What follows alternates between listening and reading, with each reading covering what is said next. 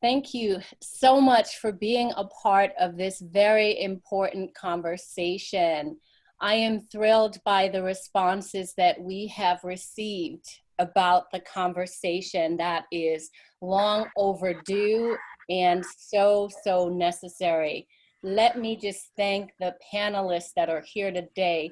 They are exceptional human beings, and they said yes when I reached out, and that is the power of having a powerful network. So just a hearty welcome to Dr. Fred McKinney, who I have known for many years from my time at the University of Connecticut. I think it was a statistics or an economics class. He has an academic background and has done a great deal of work in the minority businesses space, and also continues to do work for Quinnipiac University, and we're going to talk to Dr. Fred shortly. I also want to welcome Jennifer Brown, who I met while I was doing some employee resource group work. I think it was at a NALC conference many years ago, and I've just been such a fan of her work and following her work around inclusive leadership and the conversations and books that she's writing. Just a huge fan. Jennifer, thank you for being here. Dorinda Walker, who is a powerhouse. I look up to her and have been following her. She's the CEO of Cultural Solutions Group, and just elevating her voice in the space and doing work with teens, some really good work in that space. Welcome, Dorinda. Julie, I think Julie started this. Julie and I do the Inclusion School podcast together, and I remember just hearing about George Floyd and just being gutted, just floored, absolutely. And talking to Julie, and I said, Julie, I'm gonna do a panel, and she was like, count me in. I was like, all right, and we were off to the races. So Julie, who is a true ally, she's got a book on Ally. She does her work around that. She's the CEO of Next Pivot Point. Julie, welcome. And Kenneth Johnson. Kenneth, who I have a great deal of respect for. He's a BE modern man. He's an entrepreneur for 2 decades, and he's walking the talk. His company, East Coast Executives, is the diversity recruitment leader. I could not imagine having this conversation without him. Welcome, Kenneth. You see, we have some amazing people on this panel. Let us get started. The first thing I want you to do is hear from Dr. Fred, because Dr. Fred wrote this article that caught my attention on LinkedIn, and it said, racism is America's virus. And I stopped because, you know, the coronavirus has had our attention, but certainly racism has caught our attention and is holding it. So Dr. Fred, tell us what you mean by racism is America's virus. Well, good morning and good afternoon, and thank you, Simone, for inviting me to participate in this program today. And I'm going to answer your question now. I wrote the piece because, as everyone is sort of focused on the coronavirus, as you said, you know, we all witnessed this horrible event in Minneapolis that got everyone's attention. And I think it demonstrated that racism is prevalent, it's alive and well, quite frankly, in American society. And like a virus, it has an impact physically and mentally on those who suffer from racism. I really think of racism as a disease. It is a mental disease for those who have it, because it impacts their ability to be rational. It impacts their ability to be empathetic. It impacts their ability to see a reality as it is, and to understand that we are humans. And so if this is a mental disease, but it has profound impacts on people's lives, on the economy, on the conditions in our society, and particularly in those who suffer from the consequences of racism. And one of the main points of my article was that if you think of it as a disease, and you think of, in this case, Black people as the victims of racism, it's really not up to the victims to cure the disease.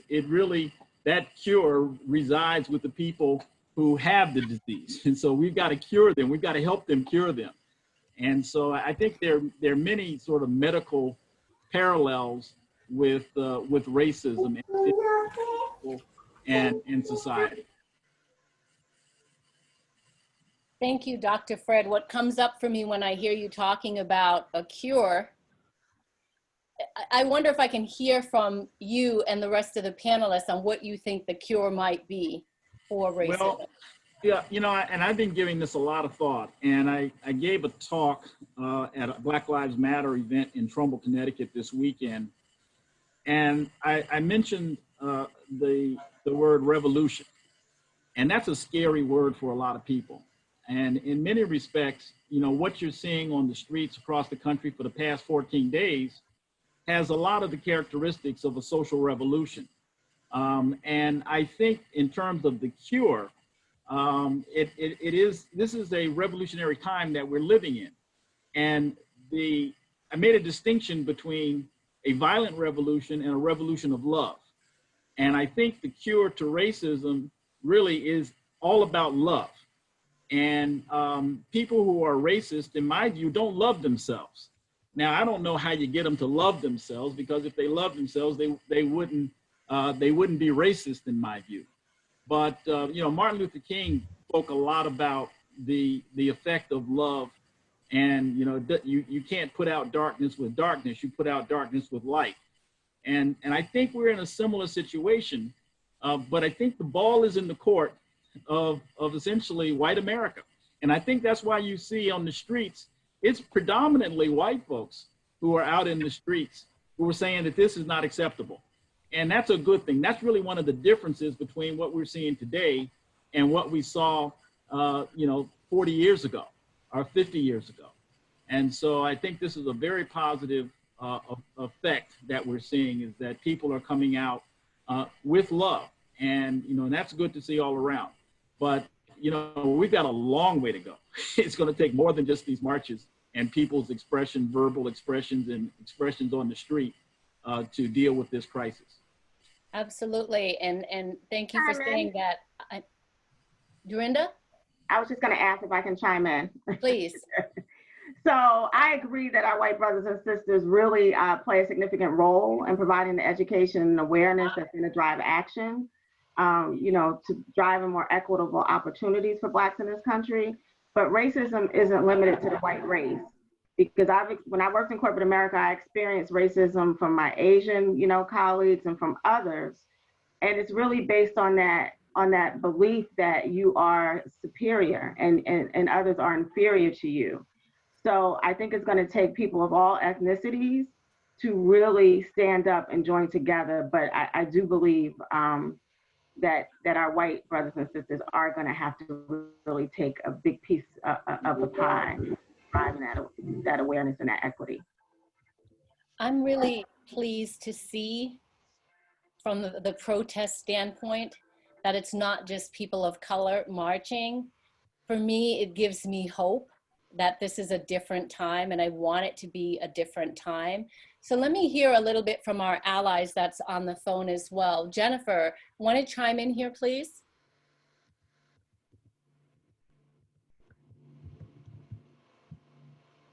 On mute. There you go. Hi, everybody. Yes, I'm here now. Yeah, thank you, Dr. Fred and Dorinda. You know, I'm a member of the LGBTQ community as well, and we're having a lot of conversations about what I might call intersectional allyship, which means that we all have work to do in each of our communities. And I have taken that very much to heart. And this experience of sort of the Pride, June as Pride Month, and what's going on right now with this conversation is a very powerful one.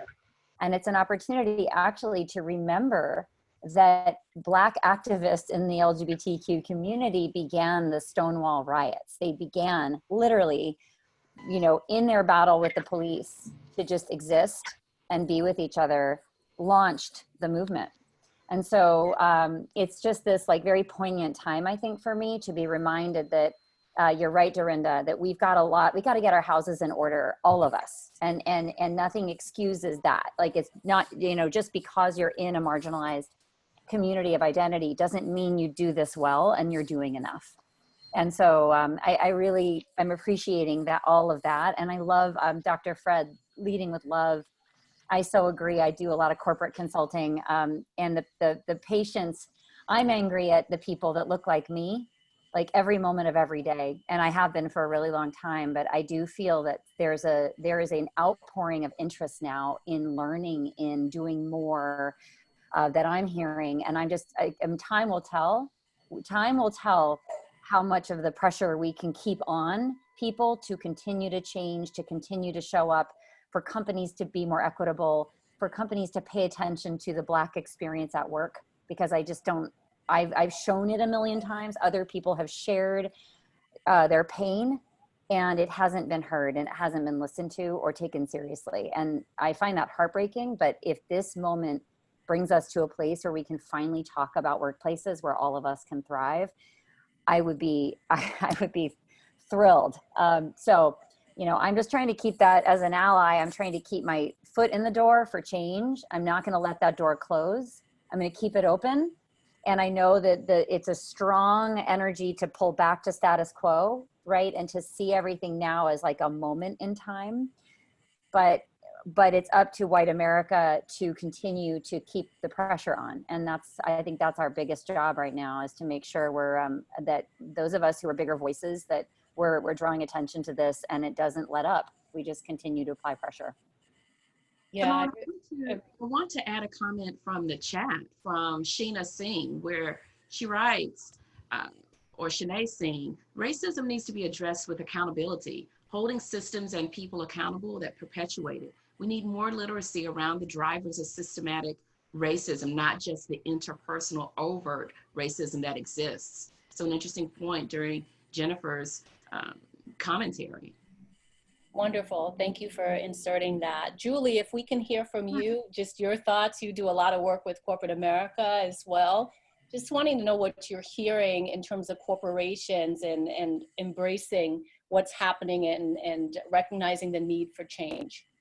Yeah, I echo Jennifer's statements about solidarity and coming together with intersectionality.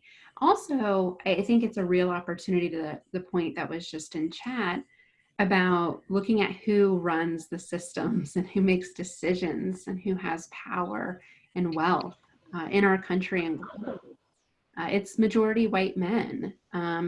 And what I'm finding with this recent conversation is that white women are joining the conversation for the most part, but we really need our white male colleagues to join the conversation. It's something that's changing. I mean, when you look at the imagery of protests and engagement, I'll tell you, over the last 2 weeks, the conversations that I've had that have been the most troubling and the most exciting for me at the same time have been from my white male leader colleagues saying, I'm scared right now. And I know that sounds ridiculous almost, but I'm genuinely scared because I'm afraid of saying or doing the wrong thing, and my pride and my ego is on the line.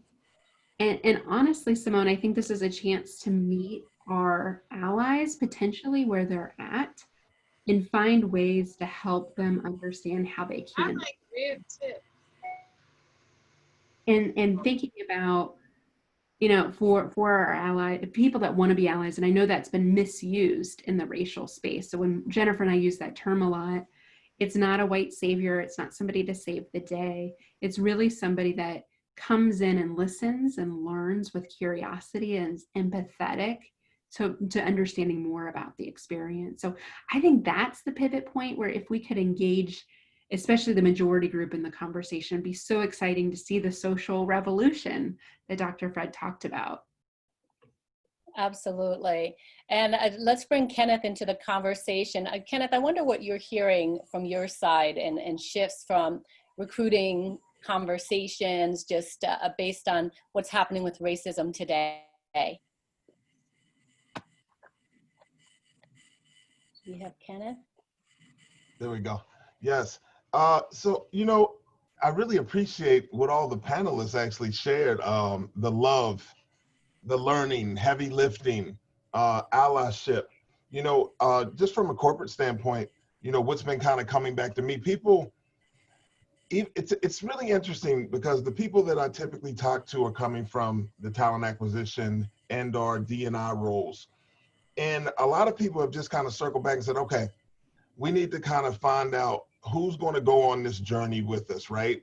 You're looking to make some things happen within your organization, but there's still going to be people that just aren't on board. But we need to kind of continue moving forward, even though everyone might not agree with the way it needs to happen. I think Julie, speaking about some of the systematic stuff, you know, some of the discussions have been around equity and not necessarily equality. I hear a lot about equality, but it's kind of an equity share right now. People are really looking to get into opportunities where they can have some say at the higher levels of organizations. You know, I kind of work on a platform of workplace diversity, and a lot of times organizations come in at lower levels for people of color, and where they're looking to kind of add, you know, I guess add human capital. But some of the new conversations have spoken about hiring people to have organizational equity that can be decision makers within the organization. And I think if we do that, there'll definitely be a trickle down or maybe even a trickle up that we can take advantage of as far as the overall spectrum of racism. So that's exciting to me because in the 20 years that I've done this work, that really hasn't been the conversation. Yeah, yeah, I totally agree with, yes, Dorinda. I was going to say, can I chime in on that? Absolutely. I think right now corporations really need to focus on gaining trust among their Black employees. So there's 3 things that I think they should be doing. And the first is to stop expecting their Black employees to manage through assimilation and cultural norms that were created on a foundation of systemic racism. I believe we're at a point when Black professionals are grieving, they're frustrated and unwilling to go back to the status quo. So companies need to focus and be unapologetic and deliberate on hiring Blacks into senior roles and in the E and C-suite levels and on their boards. The second thing that they need to do is really focus on how their chief diversity officer is positioned, because if they're not a direct member of the C-suite or report directly to the C-suite, that's an indication that they're not really serious about driving equity and inclusion in their organization. And the third is prioritizing their company's philanthropic commitment to supporting Black businesses and marginalized communities, because most people in corporate, most people don't work in corporate America, right? The large majority work in small businesses. So corporations can play a significant role in creating economic mobility in the Black community, because prior to COVID-19, highly rated businesses in the Black community earned $3.9 billion less than their white neighborhoods. So you couple that with the impact of COVID-19 and the riots that have taken place, and it creates an even greater economic disparity. Absolutely. Thank you for chiming in, Dorinda. And so speaking of companies, there's 2 things that I want to respond to. Who is getting it right? And I think in general, there's some fear of coming out there and being yelled at for not showing up sooner. So who, you know, we know about Ben & Jerry and their commitment, but, you know, at least I think Ben & Jerry had some trust because they had done some work before to support the statement that they put out. So companies are putting out statements, but what do you say to the people who are concerned about, if I show up and I don't have a body of work to support what I'm saying, what can I do? Well, let me start with this question. That's a very good question. And I think you've seen a number of companies throughout the Fortune 500 and beyond come out with some, on the surface, very progressive comments. I know you saw the auto industry have a joint event where the CEOs got together and basically said that, you know, racism was not going to be tolerated, and that they were going to progressively and proactively work to increase opportunities. And, you know, for Black folks, we've heard a lot of this before. And so that's really kind of the challenge, is we need to see action. And company leaders that can very easily, they have the talent to craft beautiful messages, but as they say, the proof is in the pudding. So what are they going to do? And Dorinda brought this up in terms of wealth and the wealth gap.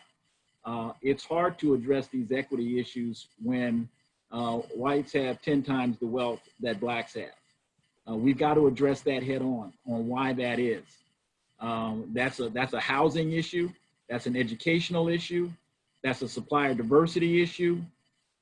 That's an employment issue. That's a recruitment issue. That's a training issue. That's why I said this virus, it touches everything in society.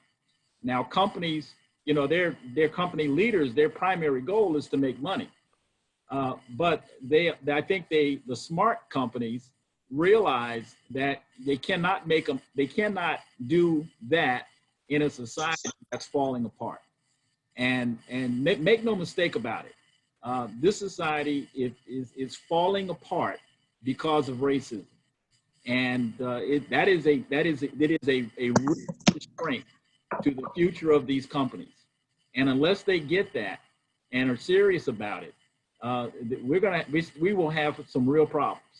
And so, you know, I'm optimistic in the sense that I think we've got leaders in companies that are seeing this. You know, when I led a supplier diversity organization for 15 years, and I started in 2001, one of the things that I noticed was that many of the corporate leaders in the late 90s, early 2000s had an experience of the civil rights movement.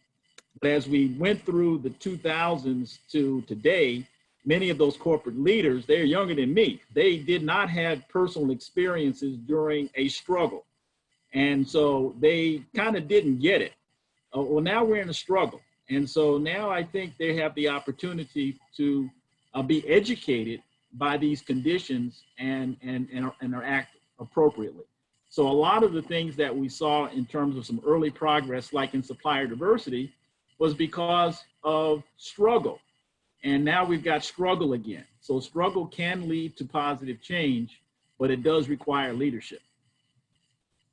Yeah, I'm hearing, thank you, Dr. Fred. I'm hearing a lot of conversation about getting out to the polls to vote and create change. And what you're talking about sounds like a Herculean effort, just so much work to be done. As we begin to wrap up our time together, I want to ask each panelist, what is something tangible that we can do to continue fighting racism? What can we do? Which draft are you talking about? The draft of the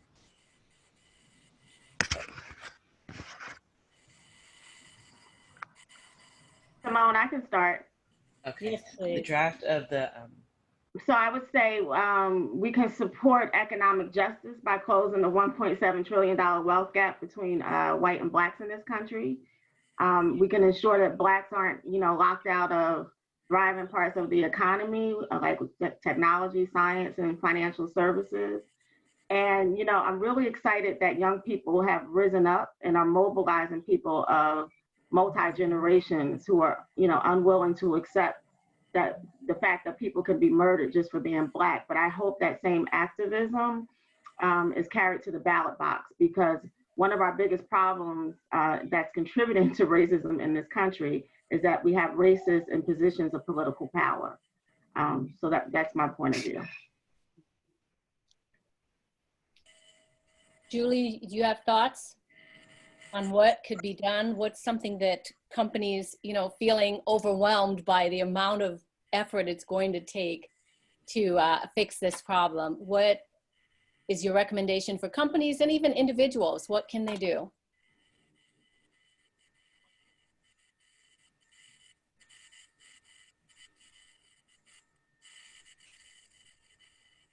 There we go. There we go.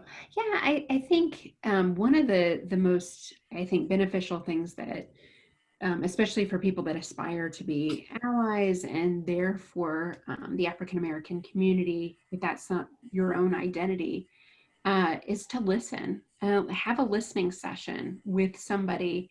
I do that a lot, where I'm curious to learn more. I want to know how to be helpful, but not put that full ownership on the other person to have to explain the whole experience of what it's like to be Black in America, for example. Really just listen with the intent to grow and to empathize and to better understand. Self-awareness is really a huge part of the ally journey. And I would say too, do your homework. As an ally or somebody that wants to educate, often a lot of us are probably already advocating for these things. So how do you spread that to others? Again, the people that have positional power or access to resources and can affect systemic change. There's amazing documentaries, books, Jennifer Brown's podcast. There are so many great tools out there that oftentimes that's where I leave my recommendation with people. I can't do this for you. African-American people cannot take the full burden of educating the majority group on this, but there are a plethora of resources out there. If you do some Google searching, I was pleasantly surprised that 5 of the top 15 best-selling books last week were on racism, which you have to wonder, why did it take this for that to happen? But people are curious now, so I hope those books and tools stay in people's hands. And education, self-awareness, that starts the journey. And then you all know, once you see it, you can't unsee it. So if only we could get people in the majority group to start to see these everyday things that may seem subtle, that have a cumulative, massive effect, that would really, I think, unlock more people to getting on the journey to allyship. Thank you, Julie. I'd like to ask everybody that's on this call or going to be watching the recording to keep the light on this topic in terms of what you were just talking about, Julie, about sharing education. Please share resources, because just this past week on LinkedIn, the amount of information that has been shared on LinkedIn, Twitter, Facebook, keep sharing it, because I think that contributes to the fact that people are clamoring for the information to read. And I tell people to give themselves grace, because it's so much pressure to put yourself out there, to take a stand, and then to not know. So give yourself some grace that you're on this call and that you're showing up and starting to use your voice. I would just say we need you to continue using your voice to fix this problem. Let's hear from Jennifer Brown next. There's such good stuff in chat. I'm reading it. I just shared a Google Doc with 75 things that you can do. So literally, I want to echo, Julie, what you said. You know, I think we need to do 80% of the work ourselves and not rely on the labor of others to educate us. So that's so important, because people are really fatigued right now, because we've been pushing this conversation, you know, and putting a lot of effort and heart in it, only to be ignored for so long. And so now everybody's waking up and clamoring for resources, and then yet again, like causing more harm by leaning on people who are already have been doing the work. So it's really incumbent on non-Black individuals to equip ourselves with media, podcasts, books, reading, exposure, thinking about your friend groups, your communities, who is in your network, do they look like you, and why is that? You know, the workplace of old, the physical workplace used to be the most diverse place that a lot of people ever experienced. You know, it might be that first place that you ever got to work up close and personal with somebody different than you. So it's an interesting challenge in the work from home new world to say, how do we gain that exposure to people's truths? And how can we trust each other with our stories and generate that empathy? Because I think that change does come from empathy. I know there's some debate in chat about like, well, where does change really come? What will motivate people? Everybody's motivated with different things, you know, and I think as a consultant, we all on this call know you got to meet the learner where they're at. You know, you got to meet the company where they're at. And then with grace and love, we need to encourage that growth. And if we have an opening right now, I know that it can be hard to be patient right now because people are late. People in organizations are extremely late. And I question, you know, how lasting their commitment's going to be. But I also know that I have to take advantage of this opportunity to educate and to pull along. So I guess I'd want to say, let's call in and not just call out. let's blend the accountability piece of the call out culture, which I think is still needed, with the calling in, to me, which has a different energy. It's the love energy. It's the welcome, I'm glad you're finally here. And also I think that companies and leaders have, if they have been inactive and not sufficiently committed, they need to name that and be honest about where they are in the journey, and not paper over things with fancy marketing or statements, because that it's a very transparent world we live in right now. Everyone's going to know that you haven't done the work. So talk about not having done the work. Talk about, you know, how that has, how that's sitting with you.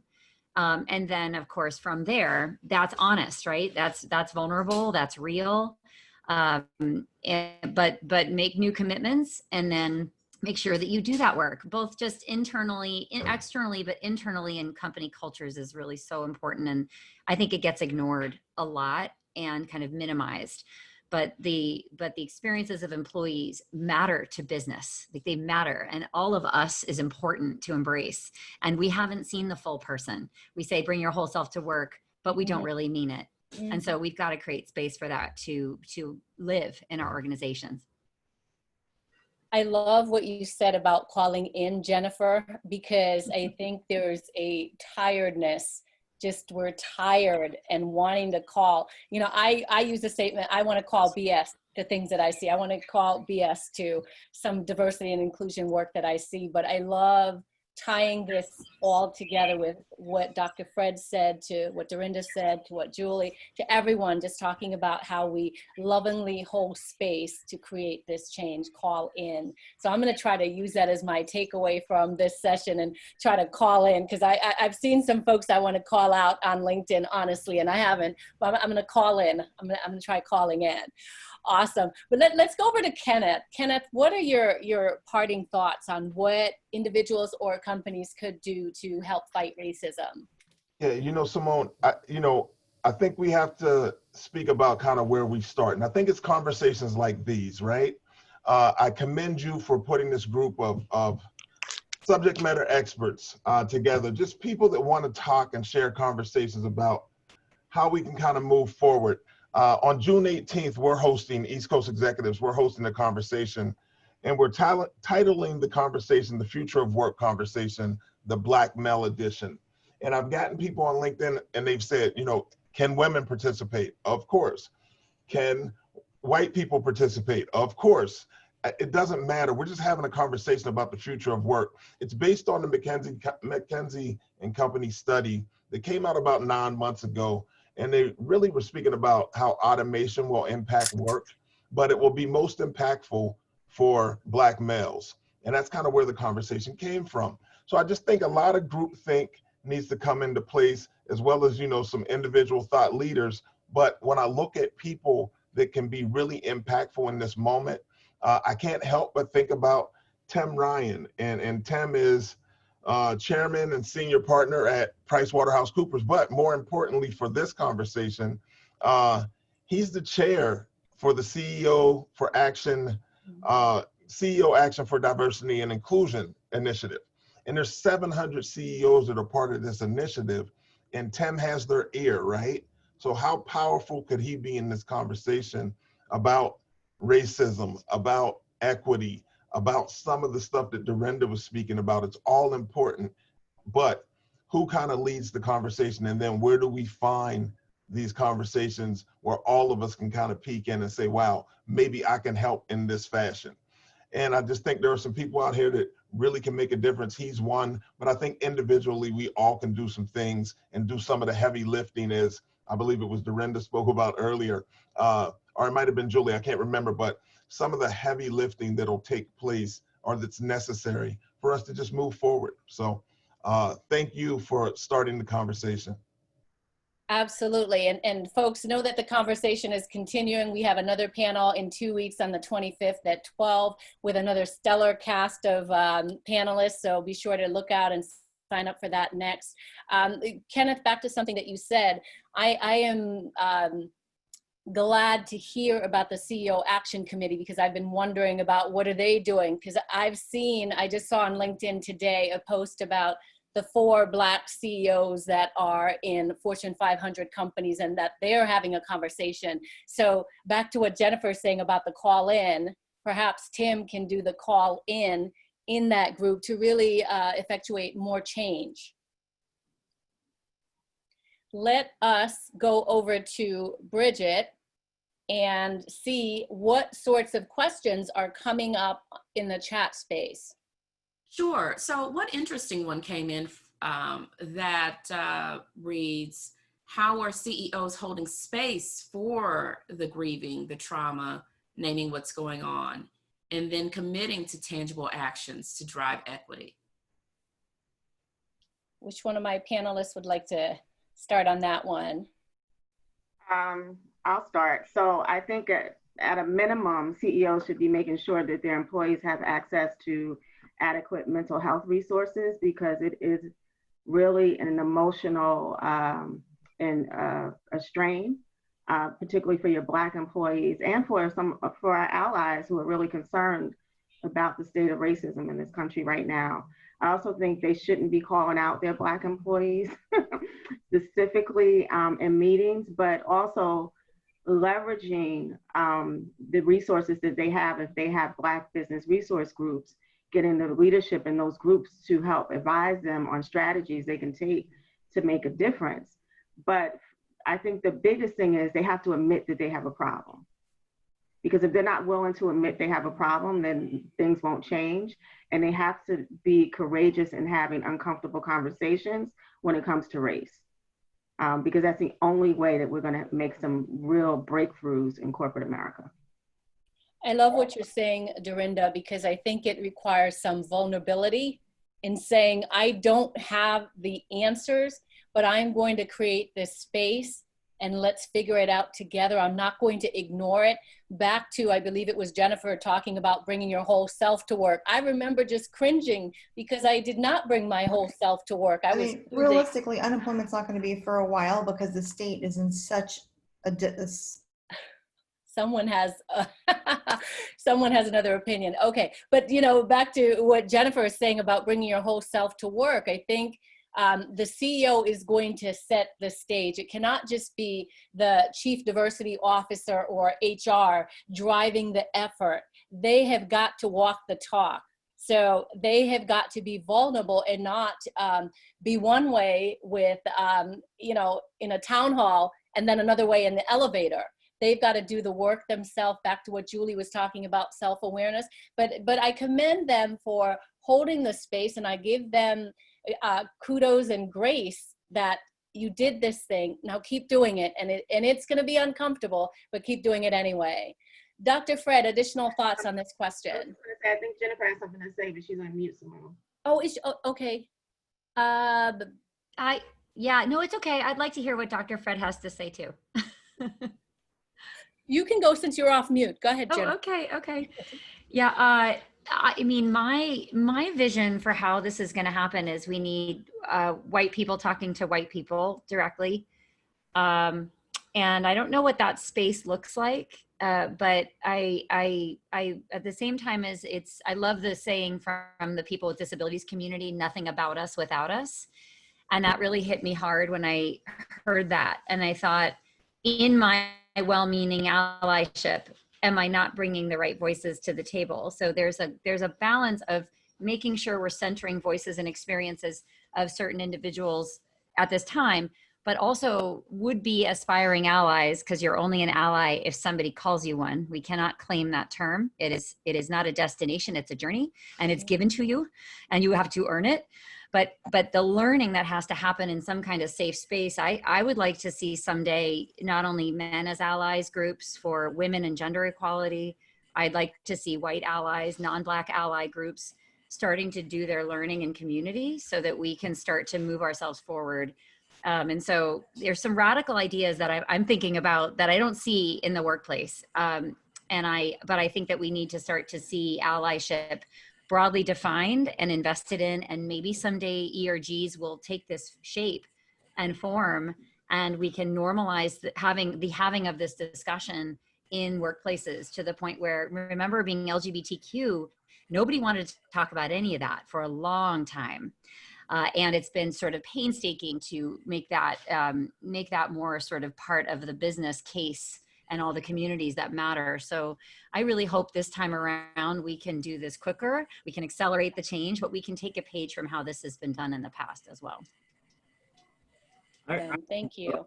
I would add that on the CEO, president, CEO level discussion, I mean, I can probably shouldn't share too much, but I'll share this. The president of Quinnipiac, where I'm employed, has, I think, done an excellent job. One, she responded to the editorial that I wrote about America's virus is racism, and she sent me a note and said that it had a deep impact on her to think about it in terms of what is her institution doing? What is she doing as the leader of that institution to make the school, the university, the community a better, more welcoming place, a place that has more equity built in.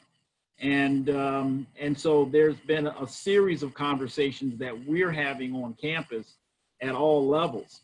And, I don't think we should forget that in addition to this explosion that we're seeing on the streets of America, you also have a pandemic and an economic crisis. And so these are, one of these would be enough to define the success of any CEO, but now they're dealing with three of them.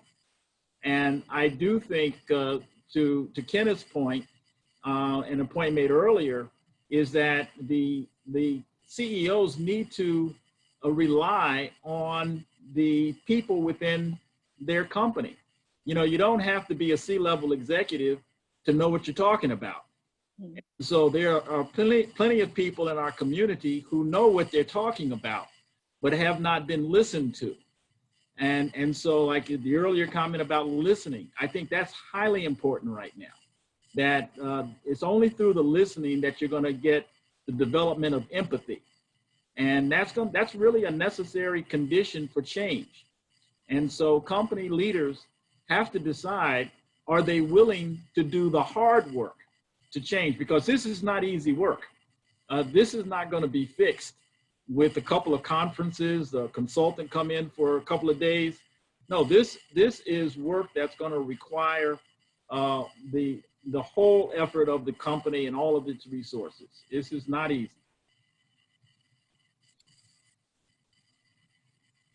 Yeah, I appreciate that thought, Dr. Fred, that this is definitely not easy and that this is definitely one of the many things that's keeping CEOs up late at night, indeed. What a rich conversation that we're having about the work that's ahead. What I've loved about what all of the panelists have talked about is that we need to continue to be unified in fighting this and keeping the light, education on it. And I love in the chat that there are so many resources that are being shared for people to pick up on that. Someone is asking about getting into the DE&I space. And I say kudos to you, whoever is asking that question, for raising your hand at this moment. It's not an easy space to be in, but the fact that you're willing to raise your hand to want to wade into this space to create change is wonderful. So she's wanting to know from the panelists, do you know of opportunities to break into the DE&I space right now? Jennifer's got a comment.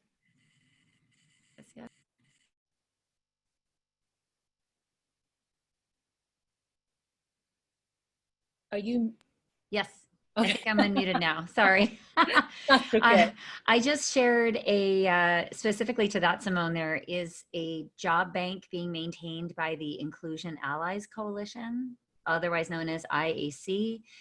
And by the way, if you're not on their mailing list, you should be. It is some of the amazing people I've learned so much from in the field. But there is a D&I openings resource that they're keeping posted. And there's a bunch, last I heard, there were about 75 open positions.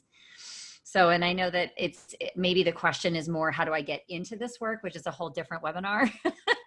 There are no linear paths to this work. I think the work finds us as much as we find it.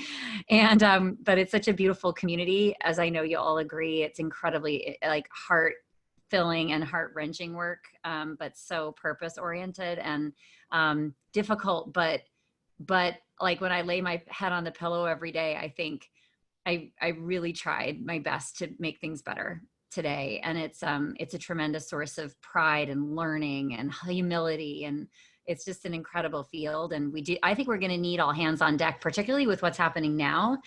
There is an explosion of need. And I know like every consultancy is getting called for help because everybody realizes they are woefully behind and haven't been doing what they should have been doing.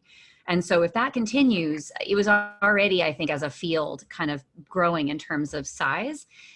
Also, we're seeing more diversity hires and, not diversity hires, diversity focused practitioners being hired even into smaller companies, even into newer companies. And so it used to be the big ones that had a full team, but now I'm seeing much smaller companies, much newer and younger companies prioritizing diversity and inclusion from the start and really investing in that so that they build their foundation correctly. And I'm really heartened because those are going to be the big.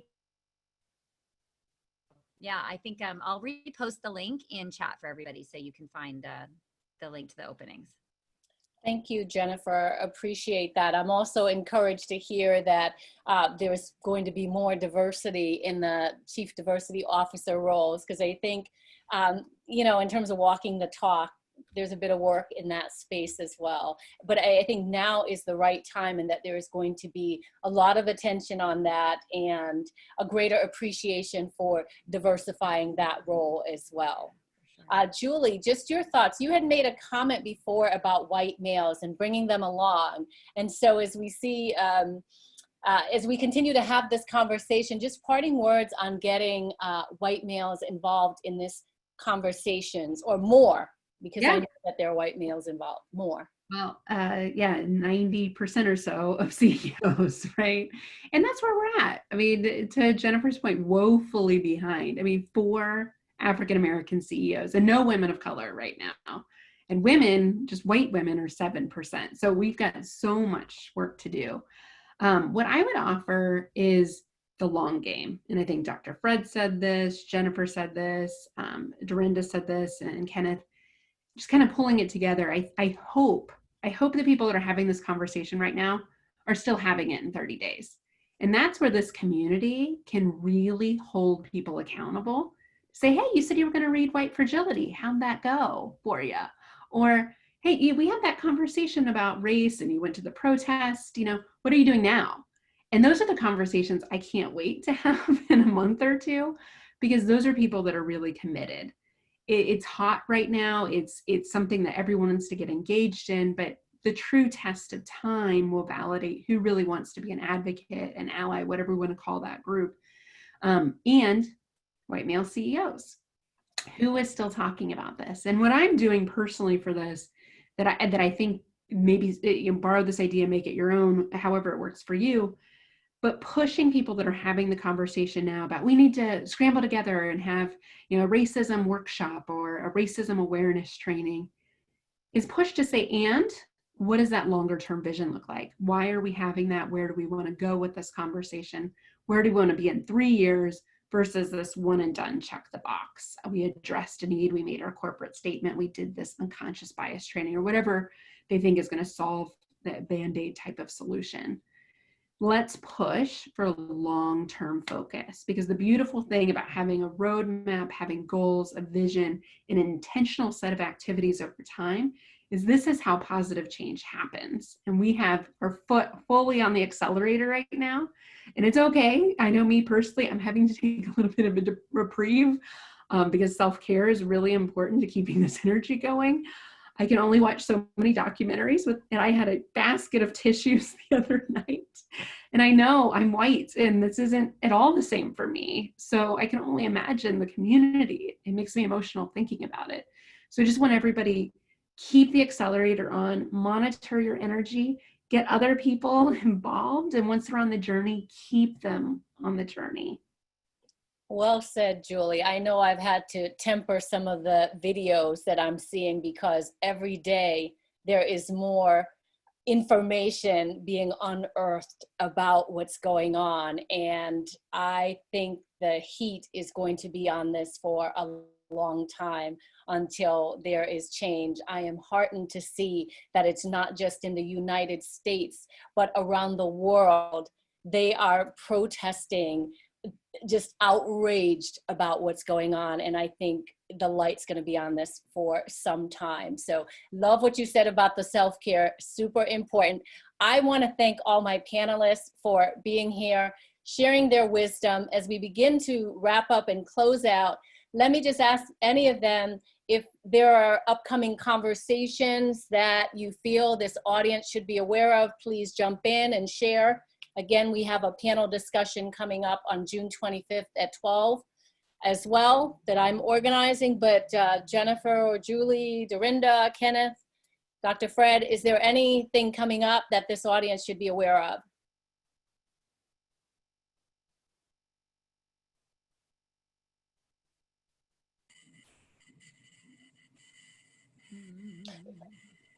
Hey, Simone, I see just a note for our podcast, Inclusion School. We're hosting a webinar next Tuesday as well. So a free discussion about how to have these conversations with kids. It's got to start for the next generation earlier. A lot of parents don't know how to navigate this conversation with kids. So I'll drop the link in the comments. Thank you, Julie. Thank you. And I see Great. Jennifer also.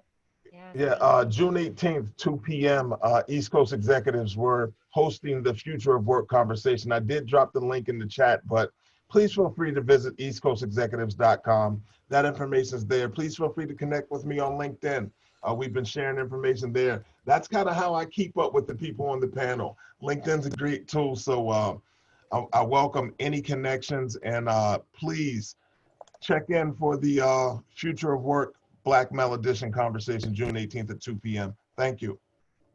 Thank you. June 18th at 5 p.m. Eastern Time, I'm going to be having a conversation with Beverly Evans Smith, who's the CEO and president of the Delta Sigma sorority.